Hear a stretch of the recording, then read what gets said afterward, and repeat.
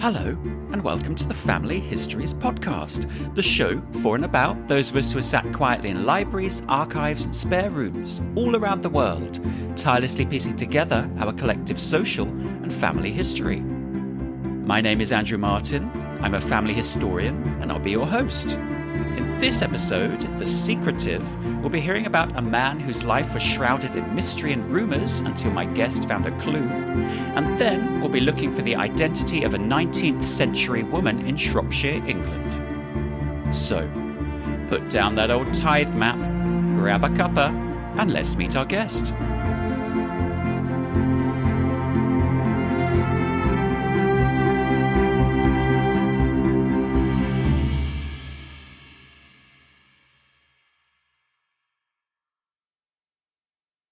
My guest today is a writer who is passionate about unravelling stories, and the profile on his website describes him as enjoying, and I quote, exploring late nights and unknown neighbourhoods.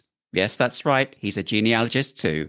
He has taken this joy of family history and storytelling and combined them to publish his book, The Lost 57, a genealogical journey of discovery, deception, secrets and scandal. So, before he starts any trouble, I really should introduce my guest, Ron Williams. Hello, Ron. Welcome to the Family Histories Podcast. Hello, Andrew. Thank you very much for having me. I'm very flattered and excited to be here, and I have my cuppa, and I'm all ready to go. Perfect. It's a pleasure to have you here as well. We always like to start with the same question, which is, what was it that first interested you in family history? One of my earliest grade school memories was being in my school library and finding a book on unsolved mysteries. I must have been probably about 10 or 11. And I remember the book featured a number of mysteries, including Jack the Ripper and Stonehenge, and a few that are maybe a little more specific to North America, the Bermuda Triangle, the disappearance of the Charles Lindbergh baby.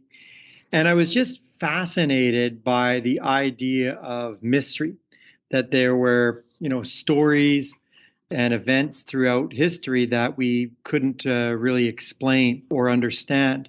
Mm-hmm. So to me, working on my family history or genealogy, that's what it is. I'm sort of trying to uncover a mystery. Now, that doesn't mean that there's anything so grand in everyone's family as Stonehenge or the Bermuda Triangle. But, these are people who came before us and their lives are unknown to us. Yeah. And we sort of have to use different various clues and documents in order to sort of piece together their puzzle and learn about their lives. So, as I look back, that's kind of something early that I think maybe foretold my future interest in genealogy. Add to that I've always had a flair for the nostalgic, all things old. As you mentioned in the intro, I love exploring neighborhoods and older neighborhoods, just looking at the houses and kind of imagining, what may have been going on there 10 years, 30 years, 50 years prior. I've always been interested in old films, television, definitely old music is one of my passions. So I think that those kind of seeds were innate within me and kind of pushing me towards genealogy. And there's one more event. I suppose I need to give credit to my maternal grandmother for noticing this first. It must have been in the mid-1980s when I was maybe 15 or 16. She sat me down one day saying that she had something important that she wanted to share with me. Oh. So that scared me a little bit as she was getting older. Yeah. And she produced a green photo album that she had clearly put together for my benefit. And for the next probably 40 minutes, she proceeded to go through the collection of photos that she had amassed, featuring both herself and my grandfather when they were children, and sort of moving through the ages, pointing out which family members were which. And, I asked her at some point, why are you giving this to me? And she said that I was most interested in the old stories. And on the way home, I asked my mother, I said, is that true? Am I really interested in old stories? I didn't know that. And my mother sort of said, well, maybe she just wanted to get rid of the photos, sort of joking around. But, I suppose she knew something about myself that I didn't discover until years later. So I have to give my grandmother credit for pushing me towards family history. Wow. And so were the photographs kind of quite broad? You said that it was particularly of her and her husband. Were there kind of a wider spread of relatives as well? And were there any family documents included too? The photos did begin as early as was possible. So there were photos of my grandfather as a young child in the early 1900s in England Sure. before he came over to Canada. Mhm. My grandmother's photos started a little older when she was a teenager, and she had already immigrated from Scotland to Saskatchewan, sort of more in the middle of Canada. Sure. And, it featured photos of her first marriage. So I was actually able to see a photo for the first time of my mom's birth dad. And then it sort of went through, as they got older, the different eras. And it certainly included my grandparents' siblings and parents where possible. So it didn't have any documentation, but it definitely gave me a good framework as to, who was who. Okay. And what was more, putting faces to the names. And also, studying the backgrounds because my grandmother had spent most of her life on a farm. So I was able to see the farm in the background and whatnot. So, obviously I still have the photo album today, and it's definitely near and dear to my heart and very helpful. I bet. So with researching, I guess you're coming at this from a few years later. Are you able to then find lots of documents from the archives and online archives that can help you to expand on this, or maybe even kind of verify a few details as well? Certainly. One of the items that my grandmother shared with me is that she had actually had a half sister Right. who was born when my grandmother's mother was very young. But this half sister had some developmental difficulties. And for some reason, I guess because my great grandmother was young, my grandma's half sister was brought up by one of her mother's siblings. Okay. So it was always this family kind of legend. And there wasn't a photo of this half sister in the green photo album. But to answer your question, yes, once I was able to access documents, I was able to find the name of the half sister, follow her life for a brief time. She actually died fairly young. But I was certainly able to sort of, you might say, wrap up that story and not only make sure that I had a clear understanding, but, enter the name of the half sister in our family tree and also just sort of make sure that she's remembered. Yeah. So, it is a wonderful feeling when you're able to sort of look at photos or family story and then link it with some online documents that kind of confirm things. Yeah, absolutely. So have you delved into the world of DNA testing as well? Yes. I myself have done 23andMe, Yep. and my father actually did Ancestry.com DNA testing. Okay. And there haven't been any smoking guns. I think still it's a case where I need to learn a lot more about it in order to really make it useful because I am always researching my grandfather's mysterious life that I'll share a little bit later. And we surmise that he may have had other children in which the DNA testing could help, Sure. but there's just so many that I'm not able to sort at this point. My father had one interesting result. A DNA match came back, and we were fairly certain that it was a child of one of my dad's first cousins. Now, the woman was still living and so forth, but she was quite elderly in a rest home. Right. So my father reached out to another of his first cousins, her younger brother, who sort of said, oh boy, I don't think my older sister had a child, before she was married. And, you better not broach it because that could really cause some upset to her in her old age. So we thought about it for a while, but then we thought, this could be a really wonderful story because we had been in touch with the man and he didn't have any ill feelings. He really just wanted to connect with his birth mother while there was still time. Sure. So finally, we sent my dad's cousin a letter, just sort of explaining that we understand that she had given birth before she was married and that we found this boy. He has no ill feelings. He would really like to meet you. However, my dad's cousin sort of ignored the correspondence, even hanging up a subsequent phone call when it was brought up. And sadly, she passed away shortly thereafter. So, it was too bad that she didn't want to meet the son that she had given up. But, we've been in contact with the son, and he's happy to just learn more about the family. And he's been in touch with some of his half siblings. Yeah. So, I suppose the DNA world is still a little bit mysterious to me, but I can certainly see the value in it and definitely have at least one, I think, positive story to come out of it. Yeah, I mean, those situations are really difficult, but at least you're in touch with him and can help him understand his mother and her life and her family as well. So what do you think is your favorite record type, and why is it your favorite? This is a question that I've been ruing a little bit. I have so much immense respect for the various guests that you've had on, and I've just been in awe of the things that I've learned and so impressed with the research. And I was thinking to myself, what record can I share? I rely a lot on census reports, but that's not necessarily, very interesting to many of your listeners, I don't think. So, whenever I talk genealogy, a lot of times I think my value is in just showing how laypersons like myself with no training can still have some fun with genealogy and make some discoveries. So, something that I've relied on several times is a technique where I use regular census reports followed by obituaries and then finally Facebook. Okay. Through a process that has allowed me to be successful in connecting with relatives out there in the world that my branch of the Williams family had never been in contact with. And, there's really nothing too sophisticated about it. I'll find a research target in various census reports throughout the early 1900s, making note of their children's name. Mm-hmm.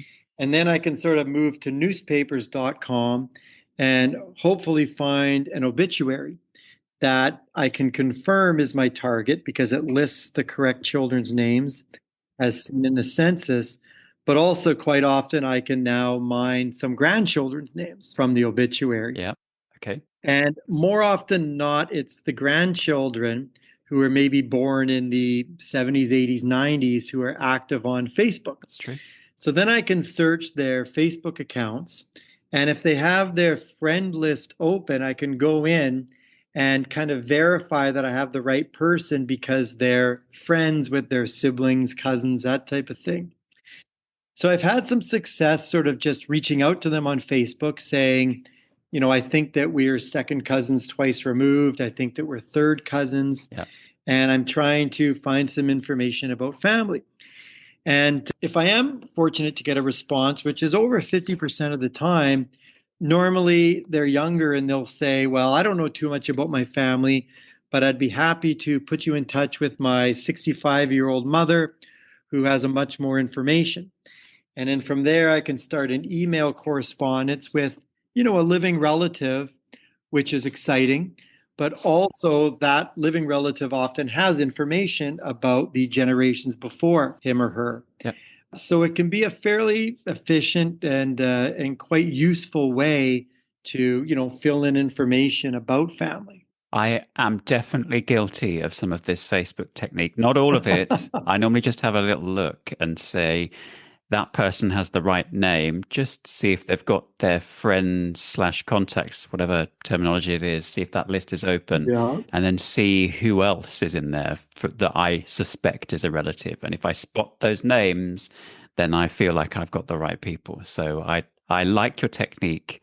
It feels quite sneaky, but I don't actually go to the effort of messaging them. So what do you kind of say in this first message? Because I think when we've had guests on before, they have said that sometimes they have a tough time messaging people on Facebook because people on Facebook naturally think that it's just a scam or someone wanting something. So what kind of sweet words do you send in a message on Facebook? I normally, I guess, combine hopefully a humble, polite attitude with direct correspondence. So we'll say, hello, I think that you may be the grandchild of Percy Smith? If so, I believe that makes us second cousins twice removed. My, great grandfather was brothers with Percy. However, they lost touch. If you're interested, I would love to chat with you more about this. Mm-hmm. And I always feel that it's a little bit more safe because at that point they can click on my Facebook profile and see that, I'm just a regular family man, school teacher, Yeah. nothing scary about me. And, hopefully I'll get a response back saying, wow, I think we are related. I don't know too much about my family, but my mother would love to chat with you. Here's her email address. Yeah, I think perhaps not giving too much in the first message is probably good, and to leave it kind of open to say, if you would like to, then let's talk, rather than just do a big old dump of all your information, because I think that's kind of overwhelming sometimes. And that is the approach I take, just kind of short and sweet.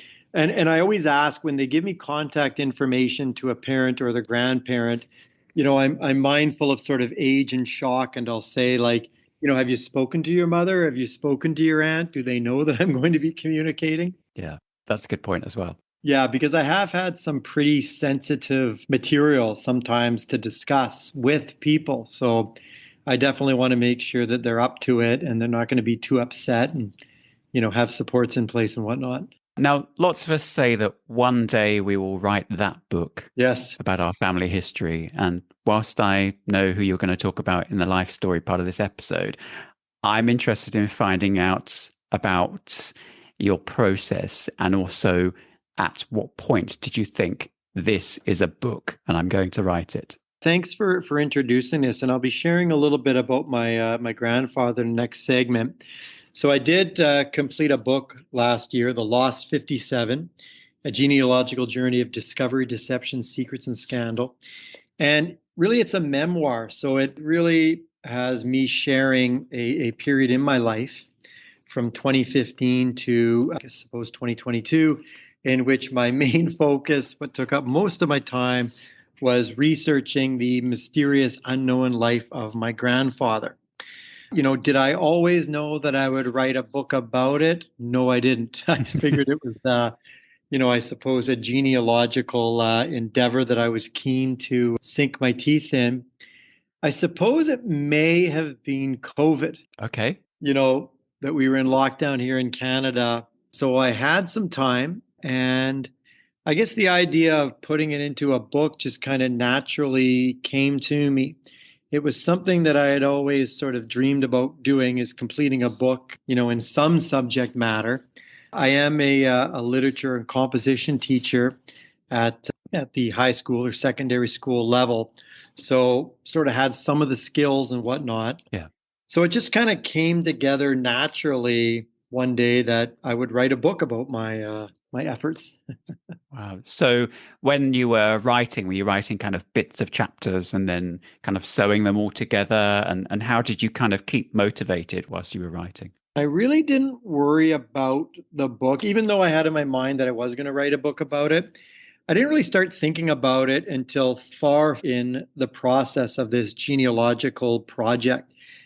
I began researching my grandfather in 2015, and it wasn't until I think 2021 that I thought, well, if I am ever going to write a book, I need to do this and move on, because I wasn't really making a lot of progress in uncovering his mysterious life. Sure. So at that point, I started, kind of, I guess, planning more of an outline.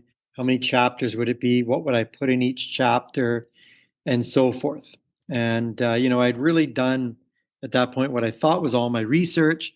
So it's just a matter of slotting it in. And I did spend a lot of time with a fairly detailed outline that almost was a first draft of the book. So then it wasn't too difficult to sort of find my voice and put it into more formal prose. Wow. Well, our family history research is never done. No. So I'm curious, as someone who has not written a family history book, to know, how did you know that this book was done? Very good question. So around 2021, I had spent the better part of 6 years spending, a fair amount of time each week researching my grandfather.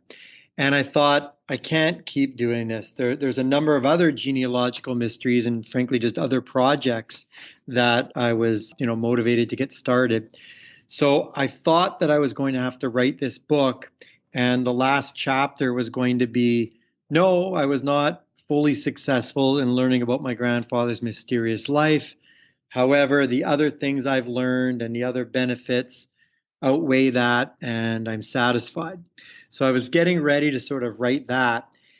However, then out of the blue, I was able to make that aha moment and find that one clue that sort of, opened up all of the secrets or most of the secrets of my grandfather's life. So then at that point, I knew, okay, now I have the ending that I always wanted, and it's time to write. But like you say, I end the book with 3 or 4 questions that I'm still curious about. So, no, the research is never done, and I'm both hopeful and excited to find out even more in future. Well, we look forward to the second edition. What do you think that the genealogy community or perhaps the industry could do to make itself a better place? Oh, wow, that's a very difficult question. My response is that the genealogy community is just wonderful. I don't think I have ever had such, positive, welcoming experience as when I reach out to, the people who have working in genealogy.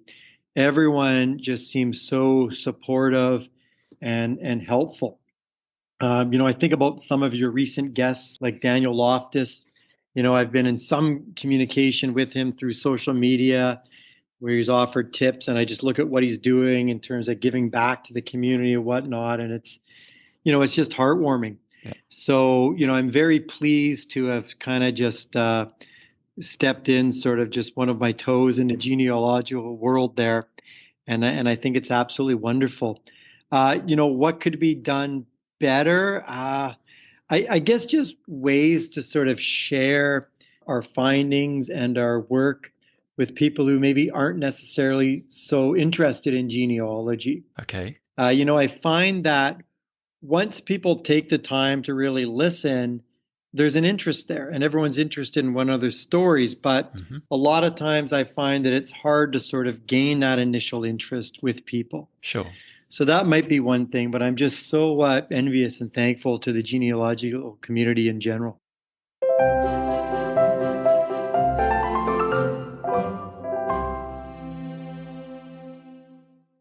Sometimes when we're researching our family history, we find what appears to be quite a mundane snippet of information about a relative. But it actually turns out to be the start of a thread that unravels an incredible story. With this in mind, it's now time for my guest to choose one of their most fascinating relatives and then tell their life story. Okay, Ron, who are you going to introduce us to? I would like to introduce you to my paternal grandfather, Alfred Victor Williams. Okay. I never met Alfred. He passed in 1968, 4 years before I was born. So I only had family legend to go on.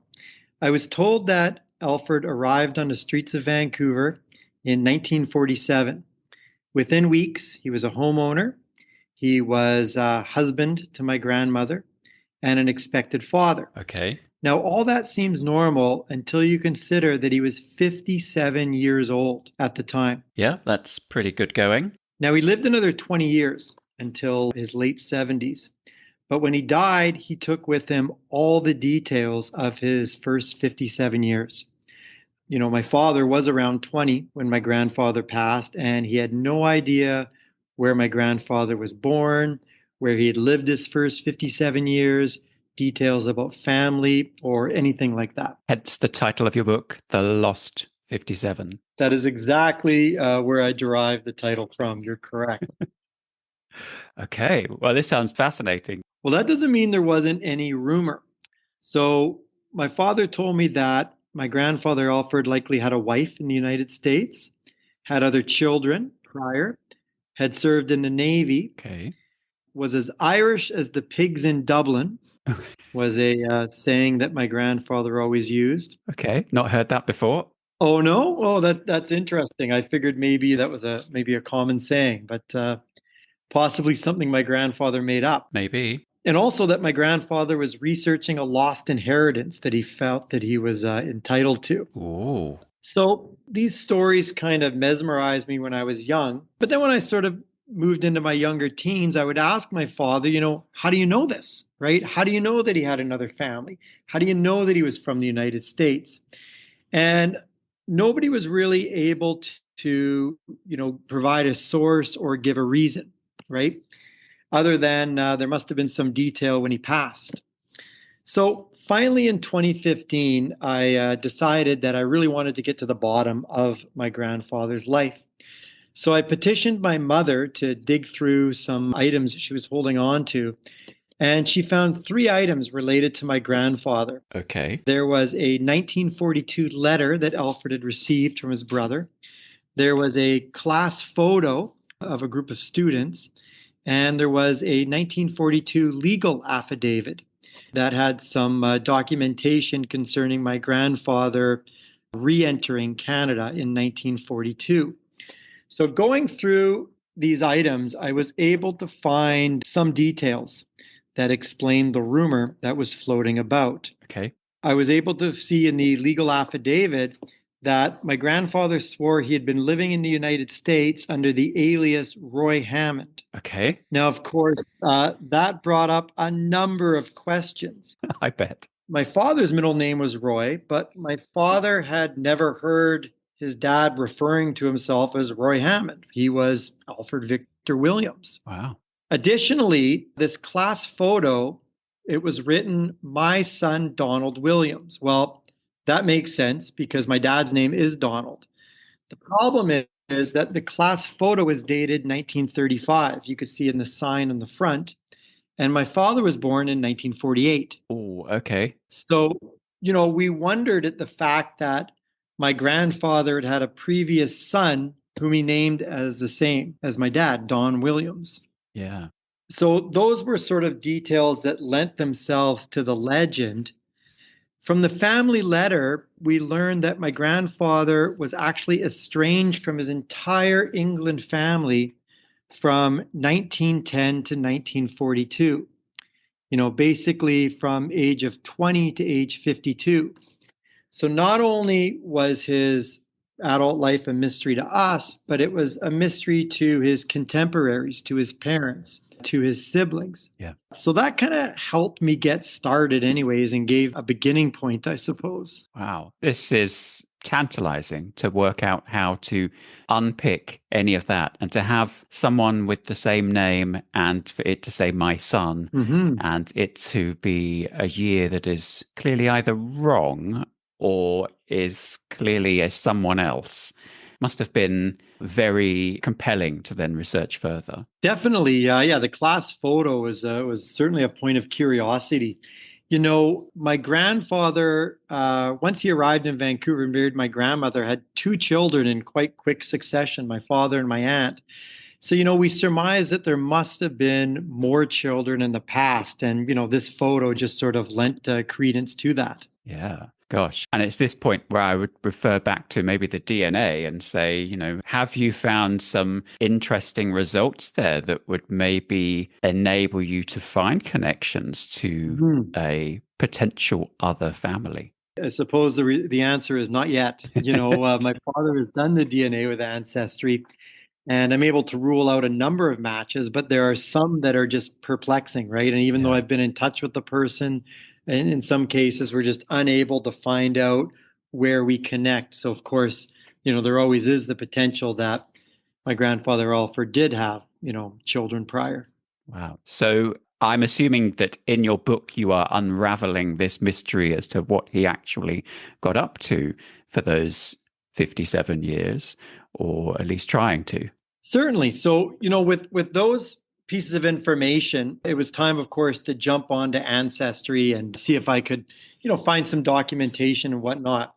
And, I learned fairly early that he was born 1889 in Worcestershire. Hopefully, I haven't messed that up too much. Got that right? Yeah. Okay, good. I've been corrected many, many times over the years.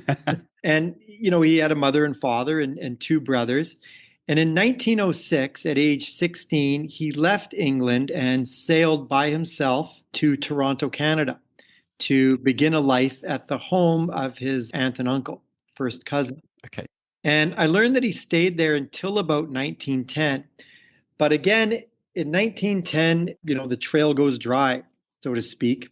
From the family letter, we learned that he actually went to the United States in 1910. So the mystery was sort of narrowed from 57 missing years to 32, right? 1910 when he leaves Canada to 1942 when he returns to Canada, Yep. which, is most of an adult's life, right? From 20 to 52. So it was at that point that I contacted my aunt and asked her if she had anything left over from when my grandfather passed away in 1968. And she was able to produce a shoebox with a few more documents. So, I was very fortunate in that both my father and my aunt actually saved items, for 50 years. Yeah. So I found some forms that showed that my grandfather was married at one point to a woman named Clara. We found several other letters that he had received from family throughout the 1940s. And one of the letters did outline the inheritance that my grandfather supposedly was entitled to. And we also found a picture that he had carried in his wallet of two young girls, probably age 4 and 8. Now, this photo had no markings, but again, it was further evidence that my grandfather likely had other children at some point. In one letter from my grandfather's uncle, his uncle George shared that our branch of the Williams family is Castle Breed, that 2 generations prior, we lived in Morton Corbett Castle in Shrewsbury. Wow. That was kind of exciting and something to follow up on. Yeah. So I found that I was learning more about my grandfather, Alfred Victor Williams. However, there was still nothing that I could discover either in his name or his alias, Roy Hammond, for those missing years, which was quite frustrating. I bet. My theories basically were that he was kind of just living a regular family life, but that he was unable to contact his relatives in England because he was going by this assumed name. Yeah. How could they write him back in a different name? Had he told his family that, he had a secret identity? And the other one, maybe a little more fantastical, was maybe that he was incarcerated in a prison. Yeah, it's possible. My father, of course, knew my grandfather for his latter 20 years and reported that my grandfather wasn't above some small petty crimes like shoplifting. Okay. So, being incarcerated for 30 years was a little bit of a stretch, but not something that I could rule out either. Yeah. Maybe he was in almost like a witness protection and therefore had to take a pseudonym for his own safety. And whilst he was in this witness protection, had this other family. So maybe that's what he did. Definitely, after sort of thinking about this mystery for years, my imagination went everywhere, right? I bet. Certainly just the idea of an alias, right? Presumably he took on the alias when he entered the United States in 1910. So, what was he running from? Yeah. Was there legal trouble in Canada? Was there a family or a woman that he was running away from? The possibilities were endless. Yeah. It's interesting because you're not the first guest on here to have a relative go from Canada into the US, vanish for a while, and then return back in Canada. No.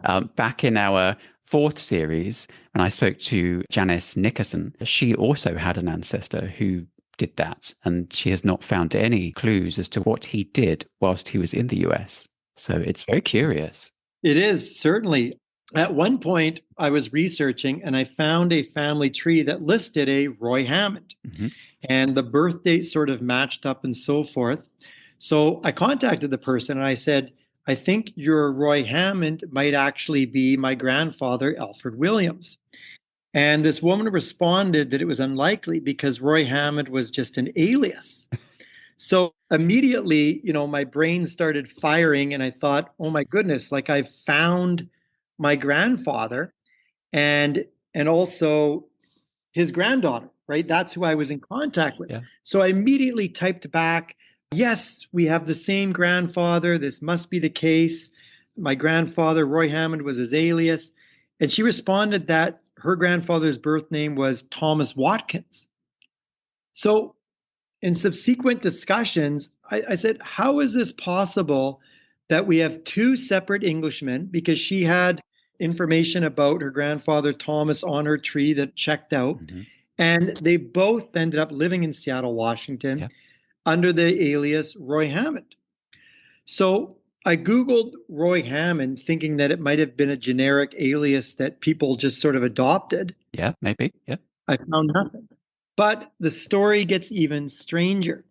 She shared with me that her grandfather ended up moving to Vancouver, Canada, the same place that my grandfather ended up moving to. And sure enough, looking at city directories in the mid 1940s, I'm able to find my grandfather, Alfred Williams, and her grandfather. And then it turns out that her grandfather passed away around 1950 in the rooming house, in a room above a Vancouver hotel about 3 blocks away from a different hotel where my grandfather was living at the time. So it just blew me away. These two men living within blocks of each other, roughly the same age, each came from England and each adopted the pseudonym Roy Hammond. Wow, that is a spooky coincidence. Yeah, definitely. Definitely. So, for years I was unable to figure out still those missing years. And I thought I had exhausted all the sort of documentation. So I decided to try to reach out to people. I reasoned that 50 years later, I was in possession of letters and documents about my grandfather. So it stood to reason that I may have relatives in England or elsewhere who were hanging on to things from their grandparents. Yeah, makes sense. So I was able to make contact with some second cousins in England who were related to my grandfather, Alfred, and really, introduce and solidify some strong relationships through that. My wife, Lana, and I were able to travel to England last year and meet some of these people. So, you talk about the wonderful hobby of genealogy, and it really was heartwarming to re-put together these families, build a connection. However, they knew nothing about my grandfather and certainly weren't able to offer any clues whatsoever. Oh, well, rough with the smooth, I guess. Yeah, you got to meet them, which was nice. Definitely. Another person I contacted was I was able to track down a child of the woman my grandfather was married to in the mid 40s named Clara. And they were completely shocked. I used the census obituary Facebook method to contact them. They were completely shocked that their mother had been married prior to my grandfather.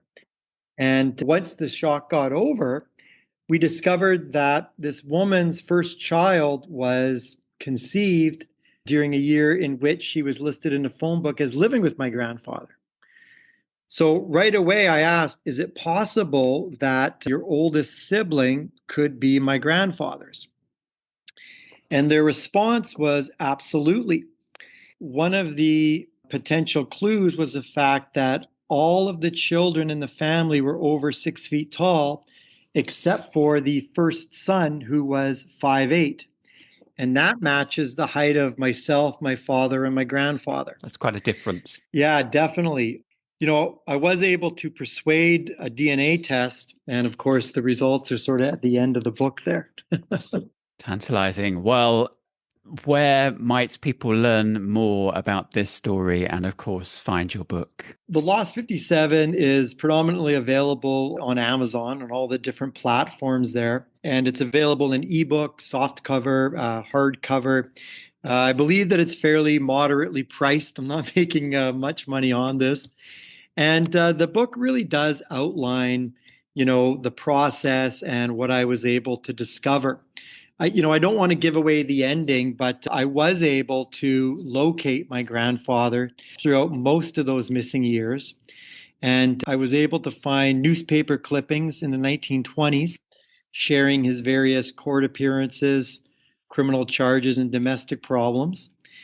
I was able to find that in the 1930s, my 42-year-old grandfather married a 21-year-old beauty queen who was competing for the Miss Oakland, California competition.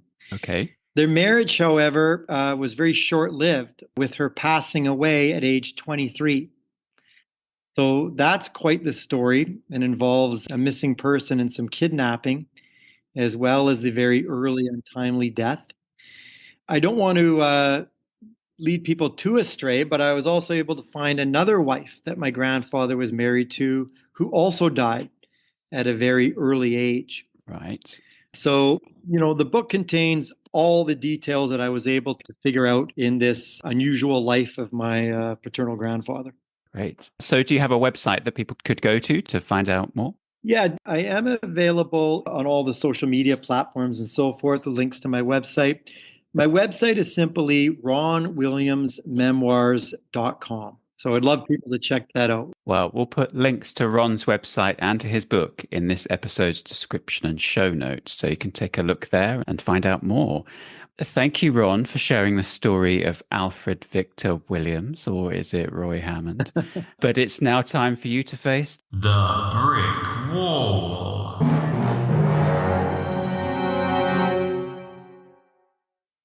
When that research trail goes cold, thanks to lost, misplaced, ambiguous, or destroyed records, we find ourselves up against a research brick wall. Those things appear right out of nowhere and seem impenetrable for what feels like years. In this part of the show, I'll ask my guests to share one of their brick walls in a hope that one of you, dear listeners, can offer them a research clue or an idea. So, Ron, how can we help? Well, thank you very much. I certainly have a number of brick walls. I'm sure that this particular one is a little less formidable than the other ones that I've heard on your wonderful podcast, but here I go anyways. So my brick wall is that I am unable to discover the exact identity of my 2 times great-grandmother. So this would be Alfred Victor Williams' paternal grandmother. Okay. Her first name is Mary, and she was likely born in Shropshire around 1831. The first time that I see her in a document is in the 1861 England census. So she is a 30-year-old woman. She's married to my 2 times great-grandfather, George Williams. Yeah. Together, they have 3 children at the time. Now, in both the 1861 and 1871 census, it's written that her birthplace is Salop, Cumberland. Okay. Now, of course, I'm a Canadian, so not too versed in the geography of England. But my understanding is that Salop was an early name for Shropshire. Yeah, you're absolutely correct. Which is not in Cumberland, as far as I know. No, very much isn't. The area of Cumberland is probably about a 3+ hour drive north from Shropshire. Right. Now, it's transcribed her birthplace as Cumberland, Shropshire. So, the handwritten part is Salop, Cumberland, but when I just look at the record, it says Cumberland, Shropshire. I did find that there was a Cumberland farm in Shropshire. Nonetheless, in the 1881 and 1891 census reports, her birthplace is listed as Canham, Shropshire, and Ludlow, Shropshire. So that's why I'm sort of confident that she was born around 1831 in Shropshire. However, when I use the various resources, Government Records Office, FreeBMD, Ancestry.com, of course, there are many Marys born in 1831 in Shropshire. So I decided to look at her marriage to George Williams. And because their first child was born in 1854, and they seem to have no problem procreating successfully thereafter, I surmise that they must have been married around 1853. Mm-hmm. Okay, it's potential. Either in Shropshire, where Mary was born, or possibly in Worcestershire, where George was born and where the family ended up settling. Now, I couldn't find an 1854 marriage certificate that I could be sure of because I didn't know Mary's maiden name, still don't. I don't know the county that they're married in, even though I surmise it's Shropshire or Worcestershire, and I don't know the exact year of their marriage. So I did marriage searches between 1852 and 1854 in both areas. And, I find multiple Marys who married George Williams during those years. Yeah. And additionally, the specific locations that I knew they lived, Boodley, Kidderminster, Canham, Ludlow, those didn't offer any clues either. So, I decided to take those surnames who married a George Williams and see if any of them were born in Shropshire in 1831. Was there a Mary Turner, a Mary Martin, a Mary Lowe? Well, as you can guess, all of those surnames were accounted for. There were Marys with all of those surnames. Yeah. Born in Shropshire around. Always the way. So, this is where I'm at, is that I'm unable to identify who Mary actually is, which is frustrating because, it is a fairly large part of my family tree. And I'm still trying to go through my father's DNA matches to see if my grandfather Alfred may have had earlier children. And, not knowing the identity of my second or 2 times great grandmother, I'm unable to sort of rule out some of these DNA matches. Yeah, it's unfortunate that Mary's birth is likely before the latter part of 1837, which is when you would get your certificates. That's really annoying when there are some people who are really close to that date. Couldn't they have just held on a little bit longer? But 1831 is quite a stretch, Yes. admittedly. So we'll let her off. But George and Mary, they have married and then they've had a child. So have you looked into getting the birth certificate of the child to reveal the mother's maiden name? Good question. The birth certificate of my, my great grandfather could yield that information. Mm-hmm. He was born in 1857.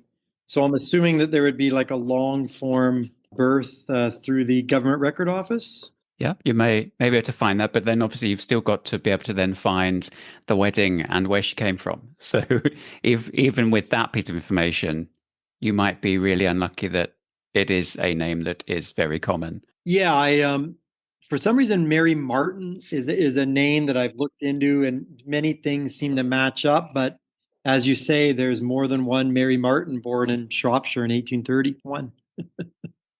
Okay, so we've got her birth potentially around about 1831. She marries roughly 1853. You've got a birth of a child in 1854. Yes. And the 1853-ish marriage would be the reason why you haven't found her on the 1851 census, because you don't know her identity, but you do once she gets married, you know who she is. So the next census, 1861, is the logical place that you'd find her. Yeah. So what's the best way for listeners to make contact with you if they think that they have a clue or a research idea? I would say just by going to my website, ronwilliamsmemoirs.com. And on the menu, there is a link to contact me. And that, of course, goes right through to my email. If you are following me on any social media, Instagram, Facebook, Twitter, X, certainly you can just message me through there also, as I'm always checking. Perfect. And of course, listeners can head over to familyhistoriespodcast.com, where they can read this episode's show notes and send us a message, or they can just email us at hello@familyhistoriespodcast.com, and we'll pass that message along. Well, my fingers are crossed for this, because I know we do have some people who listen to this podcast who are researching relatives in Shropshire. So fingers crossed for this. But I think I can hear the listeners putting on their demolition hard hats for that brick wall. But in the meantime, I might actually be able to help you with this myself, but you're going to need to follow me through to the garage. Oh, exciting. What am I going to find there? Here we are. Oh, wow. What is all this stuff? This, Ron, is my secret time machine. A time machine? Exciting, but no, what is it really? It's my secret time machine, really. Well, it looks a little homemade. Homemade? This machine is a fully functional, highly tuned piece of scientific equipment. And if it wasn't so sciencey, then I wouldn't need my assistant here, Shandor Paterfi. Hello. Hello there. Why is he dressed like that? Well, he's a 200-year-old Hungarian poet and revolutionary. To him, we're the ones dressed weirdly. 200? Yeah, as I said, time machine. Anyway, if you grab a seat over there, then I might just be able to help you with that brick wall. You know, zap you back in time to do some research as it happens. Oh, well, that would be amazing. Should this bit be laying on the floor, though? No, I'm sure it's not very important. Now, remind me, when and where would you like to go to help solve this brick wall? December 31st, 1831, Shropshire, England, because then I know that she was born. Well, I'll put you in the grounds of Ludlow Castle. You'll love it. Shandor, can you just finish off the... Yes, I'm on it. Perfect. Now, Ron, you'll need this. Oh, what's that? It's a temporal beacon. Basically, it's your ticket home. Just keep it with you at all times and press the big button on the top when you're done, and you'll be back here in a flash. Okay, all clear. Everything is set. Great. Now, all it leaves me to say is, Ron Williams, thank you, goodbye, and good luck. Sausages? What? You look. No, that's Cumberland, the old county, not the food. Oh, that's still not Shropshire. Oops. The Family Histories podcast was presented and produced by me, Andrew Martin. My guest was the awesome Ron Williams, with John Spike as Shandor Paterfi. If you've enjoyed this episode, then why not hit follow to make sure you get the next one? Thank you for listening.